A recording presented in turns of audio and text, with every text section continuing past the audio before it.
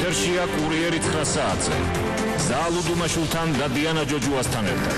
საუშვიდობის პიროსმანის კიდევ ერთი შედევრი, რომელიც ქვეყნიდან გატანას გადაურჩა, რუსი კერძო კოლექციონერი მზად იყო მხატვრის დღემდე უცნობ ნამუშევარში $1.5 მილიონი გადაეხადა. ამისათვის კონტრაბანდისტებს პიროსმანის ნამუშევარი ჯერ აზერბაიჯანში უნდა გადაეტანათ. სამართალდამცველებმა დანაშაულებრივი ჯგუფის 5 წევრი დააკავეს. მათ შორის ერთ-ერთი ეროვნული მუზეუმის თანამშრომელია სწორედ იმ მუზეუმის, სადაც პიროსმანის კახური ღვინო მალე ნიკოლას სხვა ტილოების გვერდით მოთავსდება.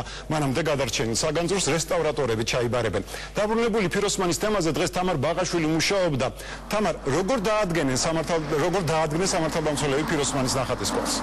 სპეცოპერაცია, როგორც ჩანს, საკმაოდ დიდი ხნის განმავლობაში იგეგმებოდა, ვინაიდან ფარული ჩანაწერები, რომელიც დღეს სამართალდამცველებმა გაავრცელეს, რამდენიმე ეპიზოდისგან შედგება. ამ მასალაში ასახულია როგორც სატელეფონო საუბრები, ასევე მოლაპარაკებები, როგორც კონკრეტული თანხის, ასევე იმ სქემის თაობაზე, რომლითაც დანაშაულებრივი ჯგუფის წევრებს პიროსმანის ნამუშევარი ქვეყნის საზღვრებს გარეთ უნდა გაეტანათ. ცნობილია ასევე, რომ ჯგუფი უკრაინაში მცხოვრები ერთ-ერთი ბიზნესმენის სახელით მოქმედებდა.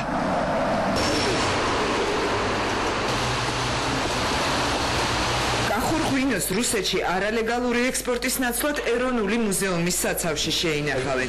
თუნუქზე ზეთით შესრულებული პიროსმანის დღემდე უცნობი შედევრი დრომ და არაპროფესიონალების ჩარევამ საგრძნობლად დააზიანა. ნამუშევარს ჯერ რესტავრაცია ჩაუტარდება, შემდეგ კი ნიკო პიროსმანაშვილის სხვა უნიკალური ტილოების გვერდით მოთავსდება. რესტავრაცია აუცილებელია, ნებისმიერ სურათ, რომელიც შემოდის მუზეუმში, გადის ამ სარესტავრაციო წიგნს. ზემოდან ავსეთ.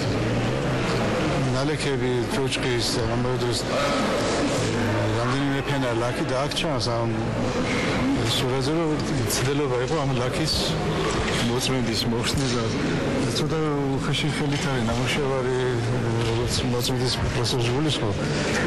გაყოლილი აქვს თან საღებავის გარკვეული ფენა. პიროსმანის კახური ღვინო ეროვნულ მუზეუმში დღეს მთავარი პროკურატურის თანამშრომლებმა მიიტანეს. ნახატი ქვეყნიდან კონტრაბანდული გზით გატანას სამართალდამცველების სპეცოპერაციის შემდეგ გადაურჩა. პიროსმანის შედევრი დანაშაულებრივი ჯგუფის წევრებს რუსეთში ერთ-ერთი კერძო კოლექციონერისთვის $500,000 უნდა მიეყიდათ. მისი გატანა აზერბაიჯანის გავლით იგეგმებოდა. სამართალდამცველებმა ის სქემა გაშიფრეს, რომლითაც ჯგუფის წევრები გარკვეული საფასურის სანაცვლოდ ნახატის გაყიდვის ოპერაციას გეგმავდნენ. პიროსმანის შედევრი მათ ქვეყნიდან ავტომანქანის საბარგულით ლითონის ფირფიტებთან ერთად უნდა გაეტანათ.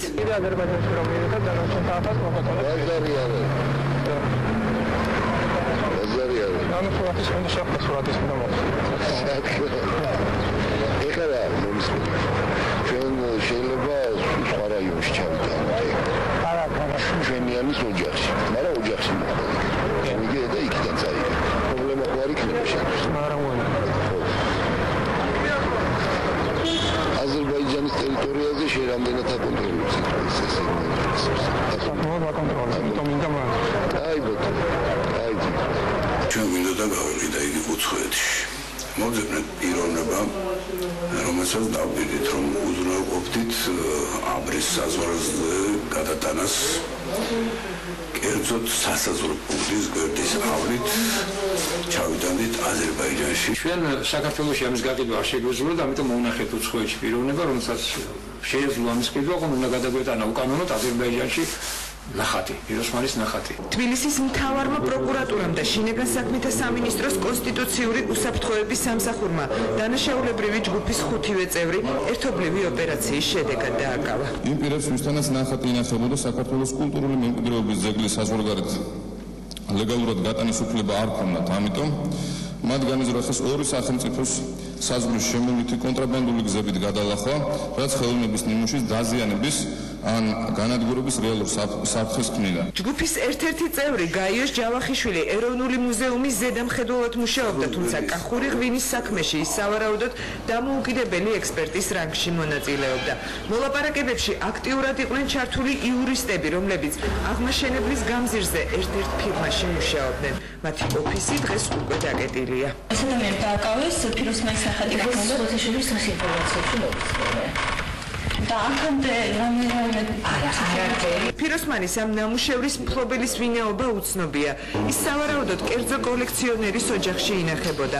ნახატის ქვეყნიდან გატანის უფლება მის მფლობელს არ ქონია.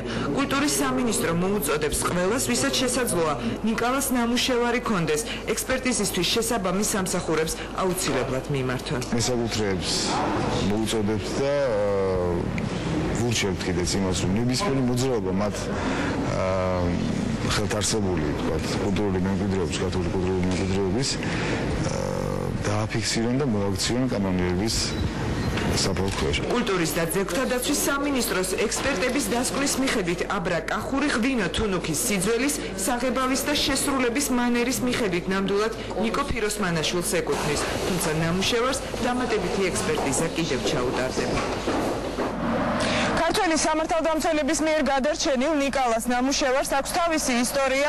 ეს სურათი ექსპერტების ყურადღების ცენტრში მოექცა რამდენიმე თვის წინ, როდესაც მისმა მფლობელმა ნახატი მიიტანა ექსპერტებთან იმის დასადგენად, ეკუთვნოდა თუ არა ეს ნამუშევარი ნამდვილად ნიკო ფიროსმანაშვილს. აღსანიშნავია და მნიშვნელოვანი დეტალია ისიც, რომ მაშინ დამოუკიდებელ ექსპერტებს შორის იყვნენ სამართალდამცველების მიერ ახლა უკვე ბრალდებულების სახით დაკავებული გაიოშ ჯავახიშვილი და გელა სანიკიძე.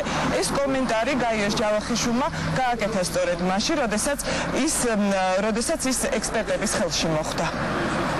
დასტურებდით, რომ ეს არის ერთი ადამიანის ხელით ნამუშევარი და ეს არის ზუსტად იმ დროული, თავისი პიგმენტებით და თავისი თუნუქის დნობის ხარისხით. შევთანხმდით, რომ ეს უნდა იყოს ფიროსმანი.